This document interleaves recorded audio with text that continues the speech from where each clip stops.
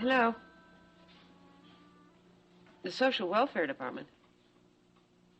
Yes, this is Rachel Corey. Oh, yeah. Hello? Well, would you know when that would be? Just a minute. Hey, can you give me a hand? Okay, I understand. All right, thanks. Mitch? Open up. Yeah, okay. Hi. Hey, is that really you underneath all that stuff? I don't know. Let me get out from behind and I'll let Oh, you know. settle down. I need a hug. Well, I'll oblige you as soon as I can get rid of this. How did you possibly make it from the airport with all this stuff? Carefully. Well, why didn't you call me? I would have picked you up. Because I wanted to surprise you. Well, you did. Give me a hug. Do you know how much I missed you? Yes, I think so. About as much as I missed you.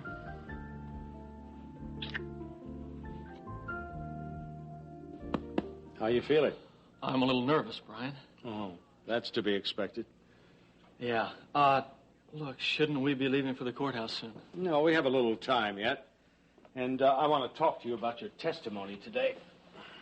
Now, I'm sure that Colton will design his entire line of questioning toward unnerving our witnesses. Now, I know how sharp Colton can be, but you have to be that much sharper, Jerry. Now, you have to stay cool up there. And remember, it's not only what you say, but how you say it that may have a major effect on our case. Well, you know that I will try my best. You can't help her, Jerry, by doing what I say. Blaine's entire future may depend on it. So do it for her. I know that. And believe me, that is the only reason that I'm going through with this. The flowers. Where the kitchen.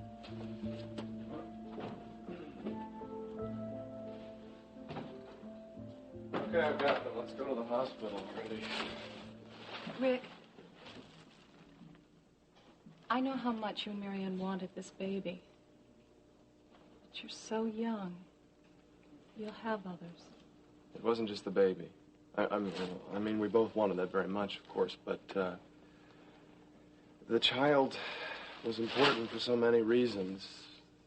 I know. Marianne would not have married me if it weren't for the child. I mean, not as quickly. And I guess what I'm asking myself right now is if she hadn't been pregnant, would she have married me at all? Of course she would have married you. In time? I don't know, kid. And now that the baby's gone, I wonder if Marianne and I really have a chance to be together.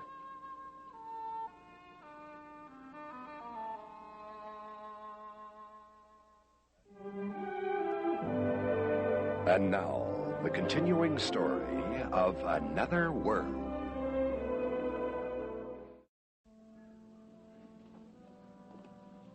Good morning. Blaine, I didn't hear you come in. Oh, I didn't want to interrupt you. No, I think it's important that you know what to expect today. Sit down.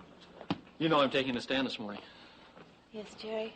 I know. That's why I wanted the three of us to talk beforehand, so that you'd be aware of what I'm going to try to do in there. What do you mean? Well, I think our most important consideration is to establish that a very real threat existed to your life because of your association with Jordan Scott. Now, we have to prove that Scott was prepared to do anything to keep his hold over you, and that the shooting was not a premeditated act, but rather a reaction to a very serious threat to your own safety at that particular moment in time. I don't know, Brian. Even if we do convince the jury that Jordan would have killed me, do you really think it will help? Of course it will, Blaine. There's no way anyone could live under those circumstances. I want to show that what happened to Jordan Scott was the result of his own intentions to bring bodily harm to you. But Brian, Colton has made me out to sound like I am a murderer. I mean, I don't even know if I would believe my own testimony if I were on the jury. Well, there's no room for doubt now. Now, I told you before this trial started that you have to believe in your innocence, just as Jerry and I do.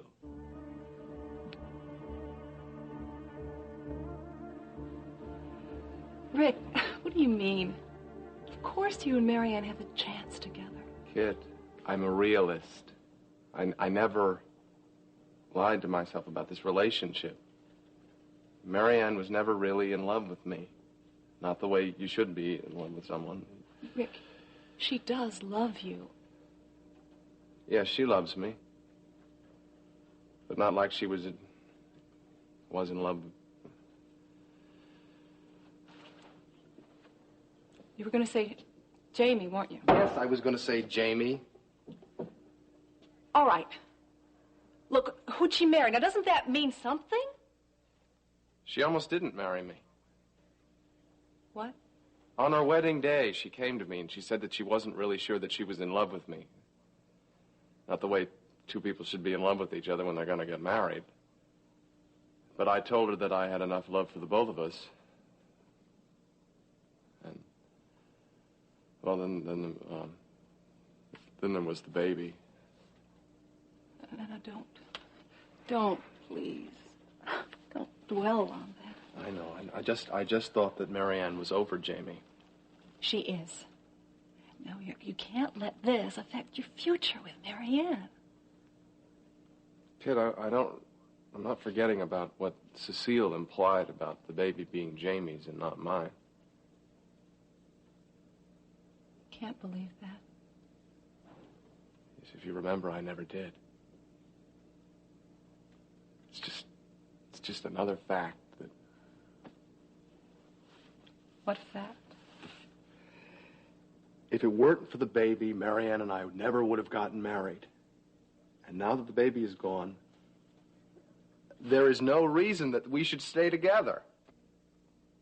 That is nonsense. And you know it. Yes, for me it is. Because I love her very much. But for Marianne, I'm afraid that it is all too true.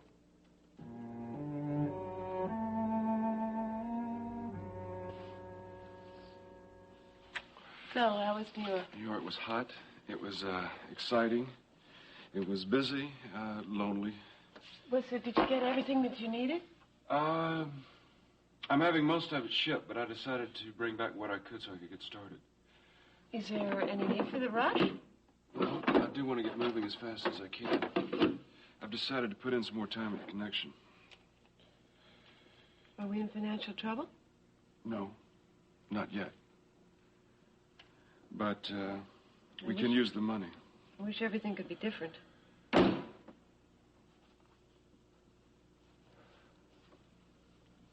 What's up? Oh, the social welfare office just called. They're sending a social worker over to check out this place, see if it's a fit environment for Amanda. It just seems strange to have a total stranger coming over to tell me if I can take care of my daughter or not. It's no problem. You have a good place to live. You have a good place to work. I know. I just don't need this right now.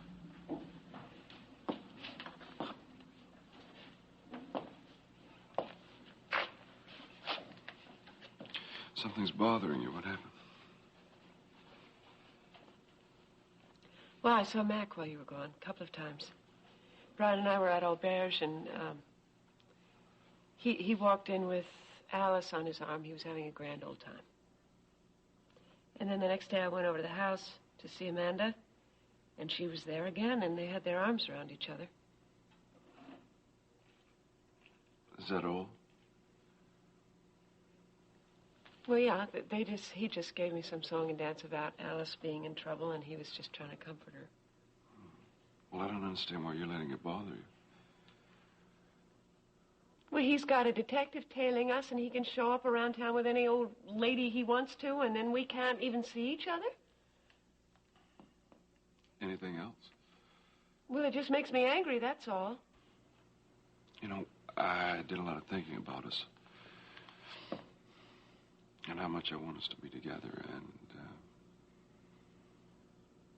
it just hit me how much time and concern you put in worrying about your family. Well, I can't help that. No, I know that. But some of this stuff you got to let go. I mean, parts of your past, especially with Mac. I know I'm trying. It's just that Mac is the father of Amanda. Yes, I know that. And I'm here, and I want to help however I can help. It is a help having you here.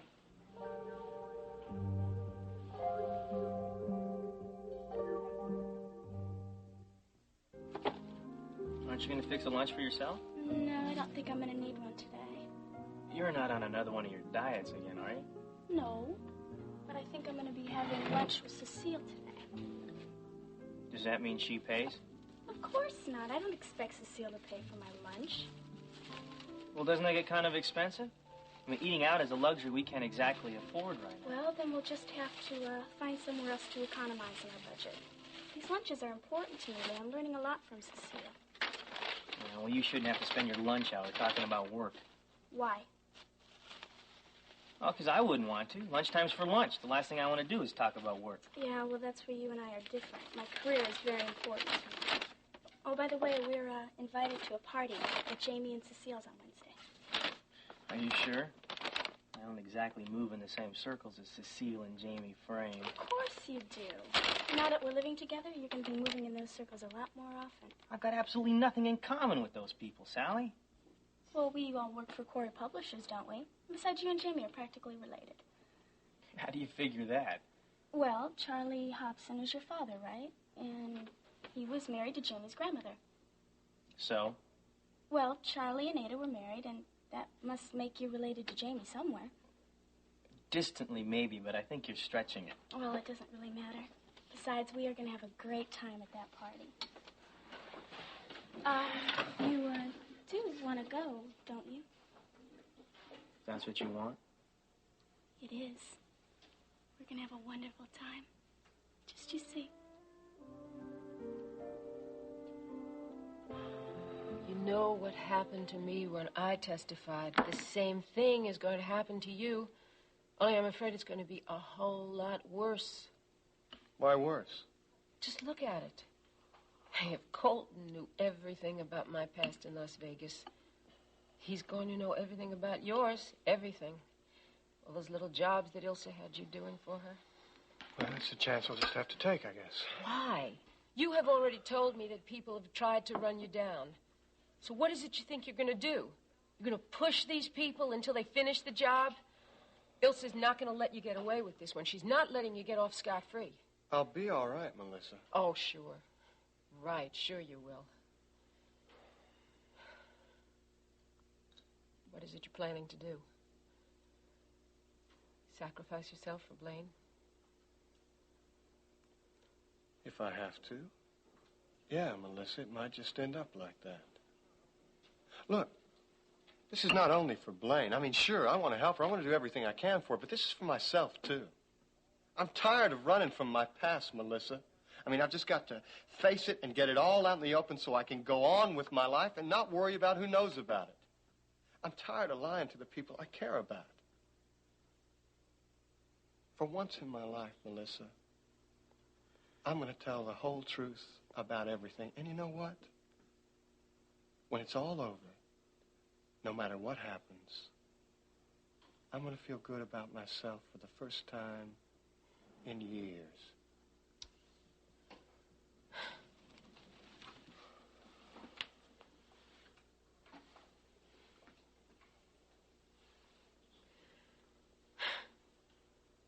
Guess there's no use talking to you about this, huh?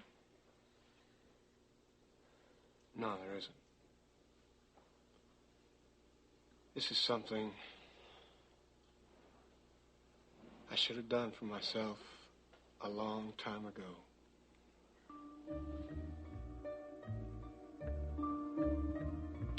Now, Mr. Grove, would you describe your relationship to the defendant? I'm her ex-husband and legal counsel. And have you and Ms. Ewing remained friendly since your divorce? Yes, I'd say that we were close friends. Now, Mr. Grove, did Blaine Ewing ever confide in you about her relationship with Jordan Scott?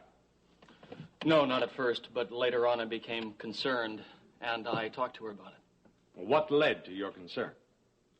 Well, I had seen Blaine a number of times, and she appeared frightened, almost afraid to even talk to me. Now, on one afternoon in particular, I had gone over to the arena to see her, and she had a black eye. Oh? And did she tell you how she got it? She said that she slipped and hit her face. Did you believe her? No, I believe that she was covering for Jordan Scott. Well, why would she do that? Well, Scott had become suspicious that Blaine and I were seeing each other behind his back. And were you? No, not the way that he thought. We were just friends. But Blaine was afraid that if she told me the truth, that I would confront him, and she didn't want to make him any more suspicious. But Jordan Scott continued to have his suspicions. Yes, he did. It got so bad that he decided to deal with me directly. How was that? He set up a hit-and-run accident in the parking garage of my office building. No, I object, Your Honor. Mr. Grove's accident is as yet an unsolved hit-and-run. No connection has been made to Jordan Scott. Only because your office refused to investigate it. Objection sustained. Mr. Grove, you are out of order. Any further outbursts, you'll be removed from this court and subject to a citation for contempt. Yes, Your Honor. Proceed. Now, Mr. Grove, can you recount the events that eventually led to you and the defendant fleeing Bay City together? Well, when I heard that the Corey complex had been bombed, I became very angry. I knew that it was another one of Jordan Scott's hits, and too many innocent people had already been hurt by him. Objection, Your Honor. Mr. Scott's guilt has not yet been established. Sustained. Now, what did you do when you received the news? Well, I went over to his house. I was very angry, not only because of the bombing of the Corey complex, but I was thinking about my mother's accident. That before I knew it, I had pulled a gun on him. Was that the same gun that had killed Jordan Scott? Yes, it was. Now, did you threaten to kill him that night? Yes, but he just laughed at me and said that I'd never do it. Then what happened? Well, Blaine came in and pleaded with me to put the gun down. She told me that Jordan was armed. And what was Jordan Scott's reaction? He said that she had betrayed him and that he would take care of her later. Now, would you describe his tone as threatening? Yes, I would. So I told Blaine that the only way that I would leave was if she came with me. And did she go? Yes, she did. She really didn't have any choice. Now, we went back to my loft, but we received word from Melissa Needham that Jordan had men out looking for us. So we decided to leave Bay City. I object. Now, the witness is reporting hearsay, Your Honor. Sustained. Now, Mr. Grove, will you tell us why you decided to take Blaine Ewing out of Bay City? Because I believed then, as I believe now, had she remained in Bay City, Jordan Scott would have had her killed.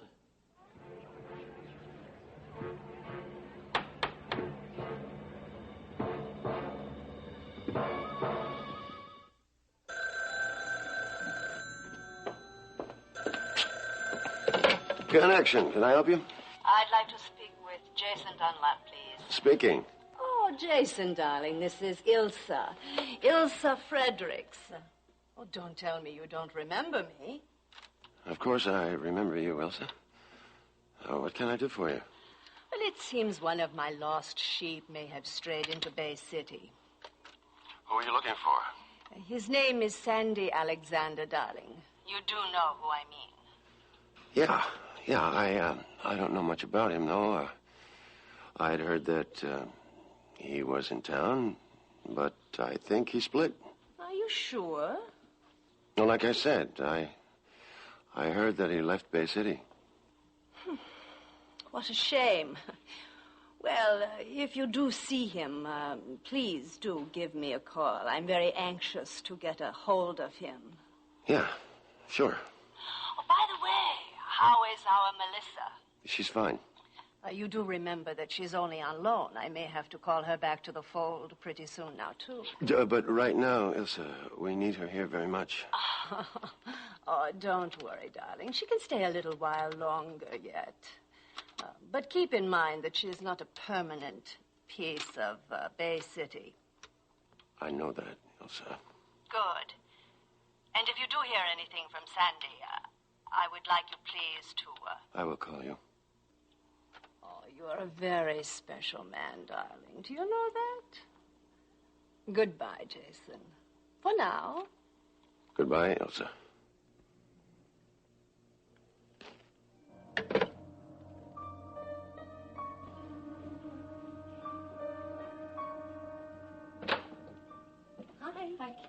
Brought a friend. How are you doing? I'm fine. You look beautiful. Thanks. Oh, Rick, you're gorgeous.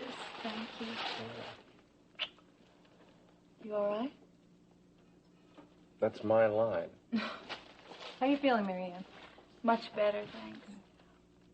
Kate, would you do me a favor? Could you go down to the gift shop and get some magazines? Sure. See you later.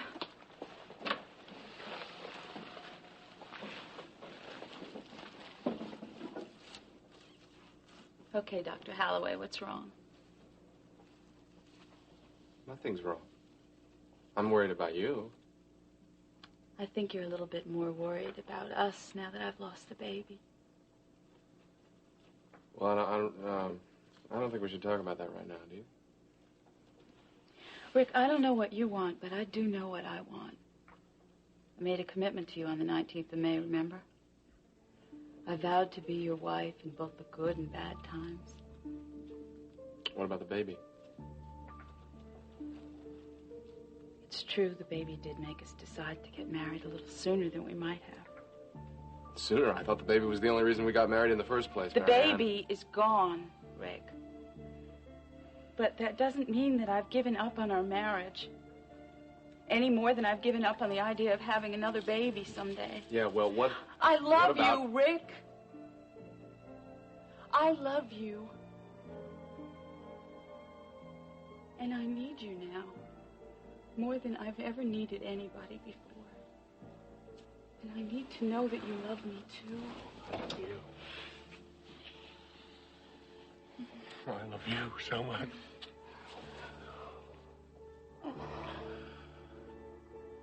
Now, could you tell the court, Mr. Grove, what happened while you and Blaine Ewing were on the run from Jordan Scott? Well, Blaine and I didn't know where to go first. We didn't know where we'd be safe. So I decided to go to Gainesville, Florida, because I had spent some time there last winter. But on the trip, I had become ill, and I was running a high fever when the Georgia police pulled us over for speeding. They took us into custody because I was carrying a gun. Did they detain you? Well, only long enough to check the registration, and then we continued on our trip. But by the time that we arrived in Gainesville, I had become very ill again. And Blaine called back to Bay City to have an antibiotic sent down. Now, how was this medication sent? Well, it was delivered by Sandy Alexander. But when Blaine went to the airport to pick Sandy up, one of Jordan's men found me in the hotel room. Now, he held me at gunpoint until Blaine came back. Luckily, Sandy was able to help us escape. Then what happened? Well, the three of us took off for New York, and we hid out in Brooklyn. But it wasn't long after that before Ken Steele and Eddie found us. How did they find you? Well, I'm not really sure, but one afternoon we went back to the hotel room, and they were waiting for us. Now, luckily, Sandy noticed that the door had been opened, so we ran out into the street, and they chased after us. Did you, at any point, know exactly what this Ken Steele and Eddie had in mind for you? Yes, they were trying to kill us. Now, they had their guns drawn, and they were firing at us as we tried to make our escape. We managed to elude them, and we hid out in another rundown hotel. Shortly after that, Jordan Scott and his men captured Sandy. Oh, then Jordan Scott had come to New York. Yes, I guess he didn't want to risk any more slip-ups. But by that time, I had become very ill again, and Sandy was getting me medication on a daily basis. Now, apparently, Jordan Scott and his men staked out the pharmacy. But before they captured Sandy, he was able to warn us to move to another hotel. We became very worried when he didn't show up after a long time. And I guess I must have fallen asleep then. When I woke up, Blaine was gone. And there were 2 New York policemen ready to take me into protective custody. And what conclusion did you draw from this whole experience? I knew without any doubt that Jordan Scott and his men were trying to kill all 3 of us. Now, I object, Your Honor. Mr. Grove has absolutely no way of proving that this Mr. Steele and this Eddie were, in fact, in Jordan Scott's employ.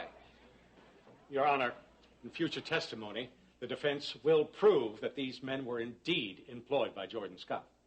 Mr. Colton, your objection is overruled until that time. Please continue, Mr. Bancroft. I have no further questions, Your Honor. Your witness, Mr. Colton.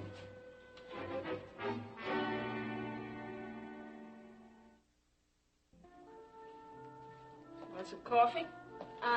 No, thanks, Ada. What's the matter? Everything's the matter. Well, that narrows it down. Well, I guess what I'm mostly worried about is Blaine. I just came from the trial. That trial's a nightmare for her. And Larry can't stop thinking about it either. He's so afraid that his testimony might have hurt her.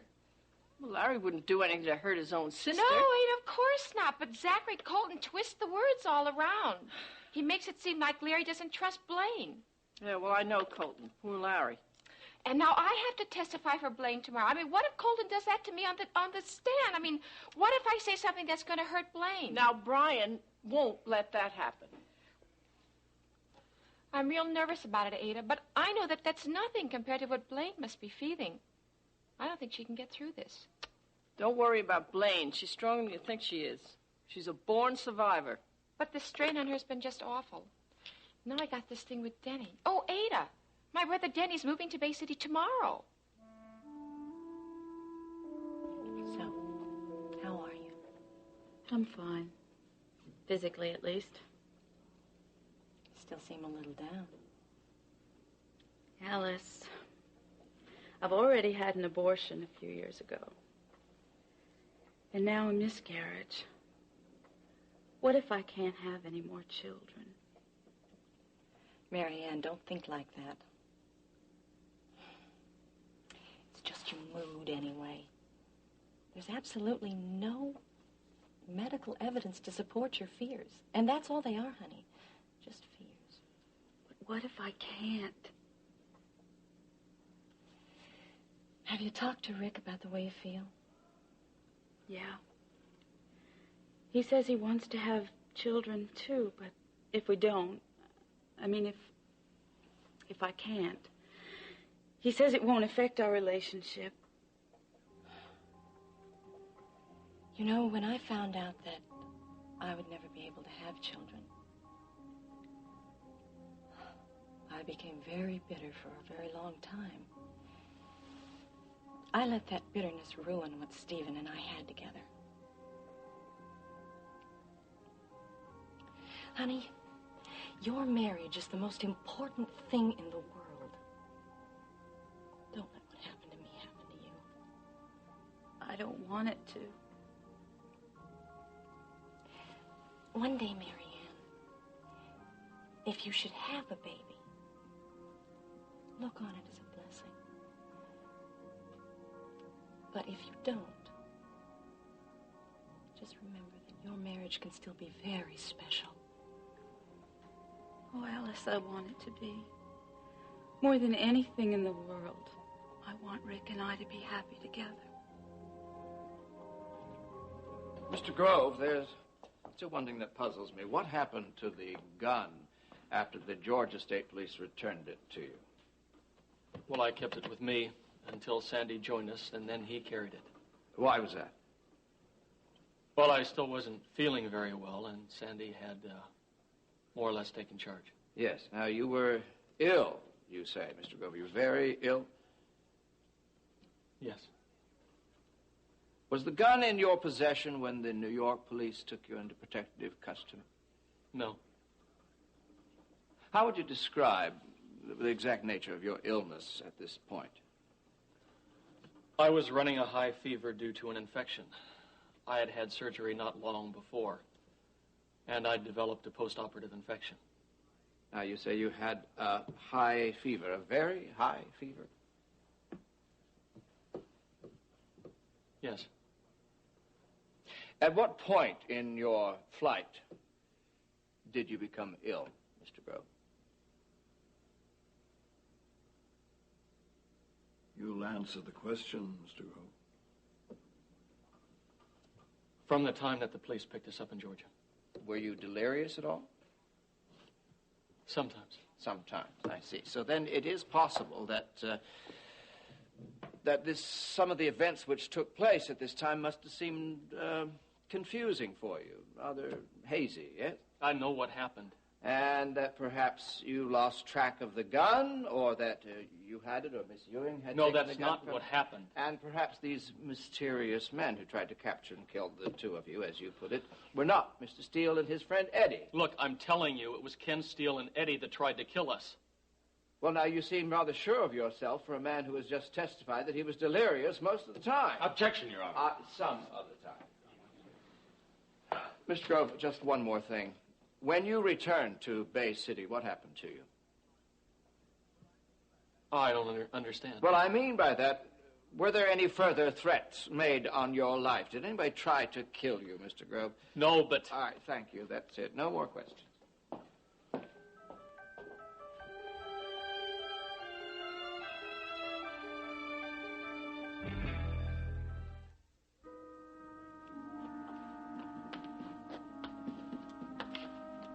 Hey, babe. Hey, Where you been? I've been worried about you. I went over to see Sandy. Oh. Why'd you have to see him? Because I wanted to try to convince him not to take the stand. You saw what happened to me when I had to testify. Just everything about my whole past came out. Well, anyway, if he takes the stand, the same thing's going to happen to him. Ilsa's going to find out. He's going to be in such trouble, Jason. You got that right. Oh, why? Did something happen? I mean, did somebody say something about Sandy? Ilsa called me. She wanted to know where Sandy was, how she could reach him. What did you say? I told her that he'd left town. And he did, right? So I wasn't lying. You didn't say that he came back? Must have slipped my mind.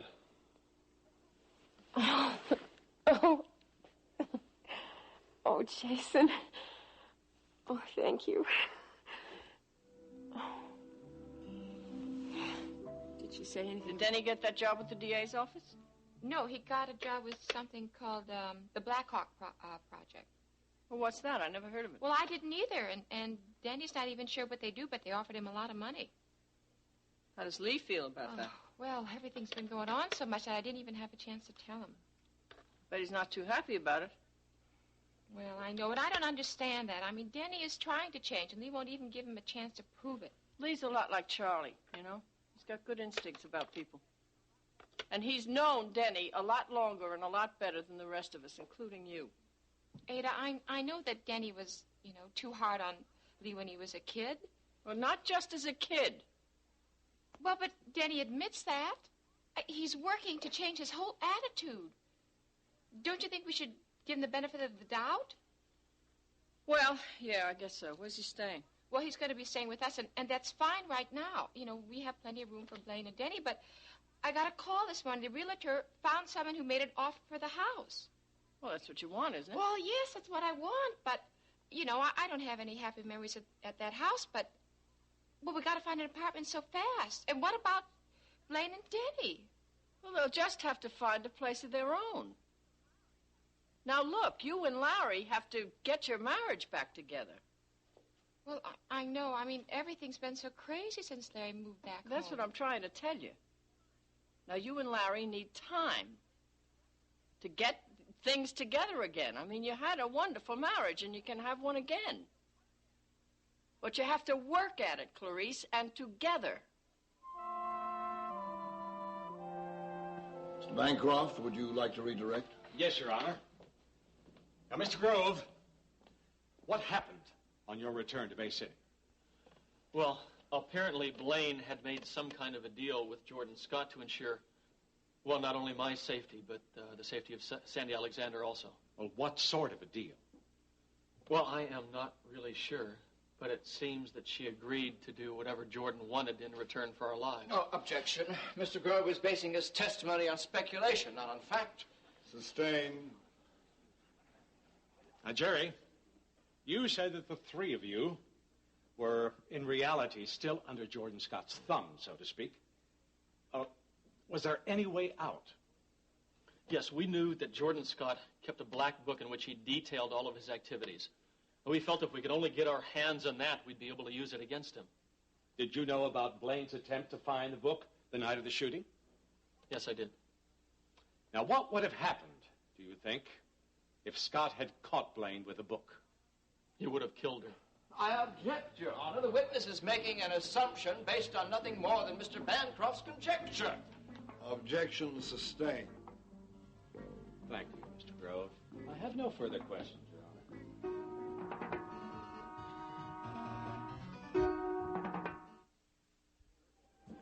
So how was your trip? It was more expensive than I'd planned. Oh, well, the Big Apple means big bucks. It also means I could use some more hours at the connection. It's just that I need the cash, at least until the gallery gets going. Oh, sure, Mitch. I can always use you here. As a matter of fact, I was talking to Jess Cooper the other day, and I told him how terrific it was to have you back with me. Cooper? Yeah. And he likes to keep a close watch on the place. Yeah, I bet he does. So what do you think? Some extra hours? Yeah, it's my pleasure. But my guess is that you'll be here a lot longer than you think. And how do you figure that? Just common sense. Be serious, Mitch. The chances of an art gallery making it are pretty slim. You know what I've always liked about you is that you're an optimist. Oh, come on, man. Admit it. You've always been a lot more comfortable behind a bar. Wrong again. Yeah. Look, I'll tell you what. I'll serve those words to you on a silver platter one day, all right? Yeah. I hope so, buddy.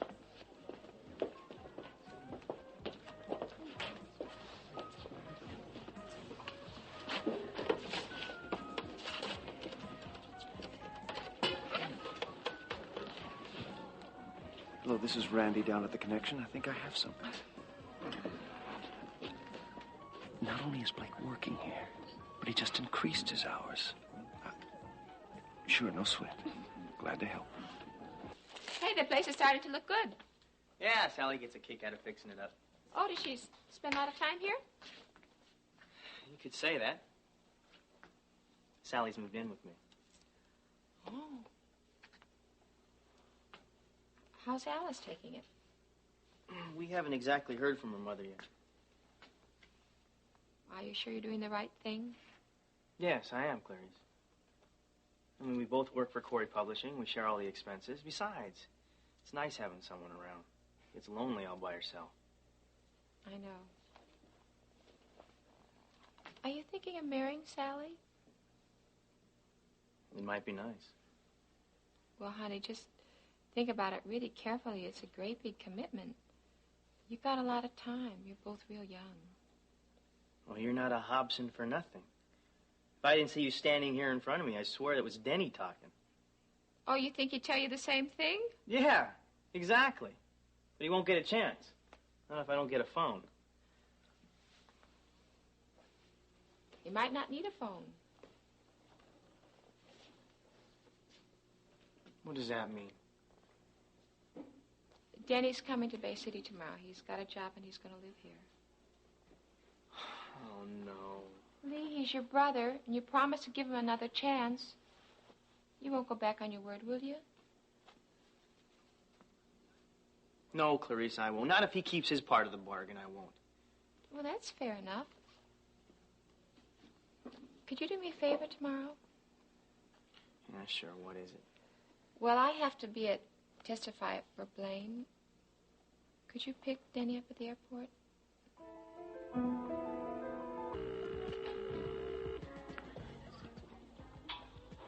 Hello? Hi, Sandy. It's me. It's Melissa. Hey, babe, what's up? Well, I just wanted to let you know that Ilsa called Jason, and they were talking about you. Ilsa? What did Jason tell her? Told her you left Bay City. Now, do you understand why it's so important for you not to testify? As soon as she finds out, she's going to have her goons down here looking for you in no time. That's, of course, if she doesn't have them here already. Please, just think about it. See if there's any way that you can just get out of testifying. I don't want to get out of testifying. I've been chased before, Melissa, and no one was a bigger threat than Jordan Scott and his men. This time, I think I've got something pretty strong on my side. What? if I have to, I'm going to use Ilsa's book. Oh, no. Did you just go off the deep end? Is that what you've done this time, finally? You know what that's going to do. You know what that means. And just think about how Matt Corey's going to feel when he finds out the truth about your past. Melissa, I've told you before, I've made up my mind. I've got to do this for Blaine and for myself.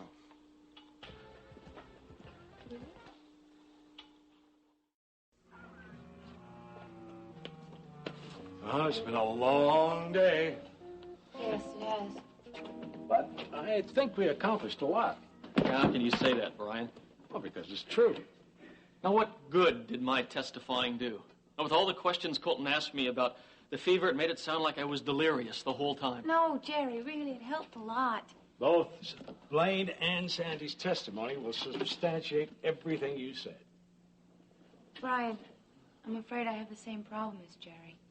I don't think anybody's going to believe me, not after everything Colton implied about me during the trial.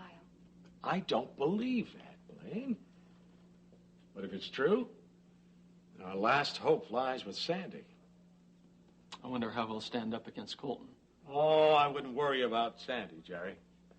I'd like to see Zachary Colton try to discredit Sandy's testimony.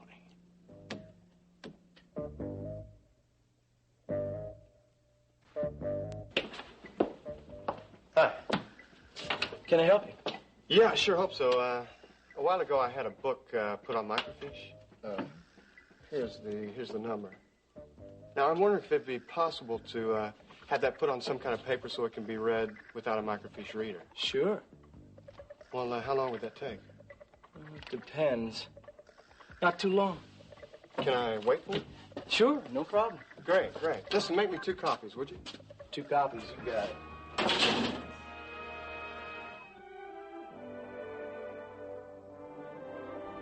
Join us each weekday at this time for the continuing story of Another World.